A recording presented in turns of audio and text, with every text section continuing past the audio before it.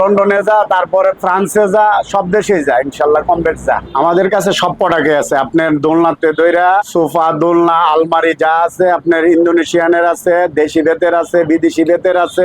আমার নাম হাবিবুর রহমান। দোকান হইলো রামপুরা সোনালী ব্যাংকের পশ্চিম পাশে, ডিআইডি রোড, পলাশবাগের মুখে। 2008 সাল থেকে আমার ফ্যাক্টরি এবং দোকান। এর আগে আমি আমার দোলাবাড়ি ধানমন্ডিতে ছিলাম 88 থেকে, বাকি ছিলাম ওইখানেই 18 বছর ওইখানে কাটাইছি। দেশি বেত আছে, বিদেশি বেত আছে, ফাইবার আছে, ইন্দোনেশিয়ান বেত আছে, তারপরে বার্মার আছে, সিলেটের আছে, উকিয়া আছে, বান্দরবন আছে। আপনি যেটা চান এটাতে নিতে পারবেন। আমি নিজে তৈরি করি, আমার কারিগরও আছে, আর এটা হেড মিস্ত্রি আমি নিজে। বাংলাদেশের মানুষ চিত্র নেবি, দেখা গেল কয় কেজি বেত লাগলো, কয়টা কি লাগলো, কতটুকু খাজিরা লাগলো, তারপরে এখানে সব হিসাব হইতে হয়। ভাড়া টাড়া যেটুকু যাবে ওইটা হিসাব করে, ওইটা নির্দিষ্ট করে দেখা গেল একটা পার্সেন্টেজ আমি নাই কারি। বিদেশি মাল তো মাঝে মাঝে দাম বাইরা যাইতেছে গা, দেখা যায় আপনার 1000 টাকার কেজিটা 1200 টাকা হয়ে জায়গা, 1400 হয়ে জায়গা। এই জন্য একটু দামটা বাইরা জায়গা আপ ডাউন করে, এই জন্য একটু সমস্যা। এমনি কোনো সমস্যা নাই ইনশাল্লাহ, মোটামুটি ভালো আছি। নিজে কাজ করি তো, নিজে কাজ করাতে কোনো সমস্যা নাই। অনলাইনে আমার পার্টি আছে, আমার পার্টি 2টা পার্টি আছে, অনলাইনে বিক্রি করে ওরা। শীত সিজনে একটু ভালো বেচা কিনা হয়, বেতের জিনিস তো,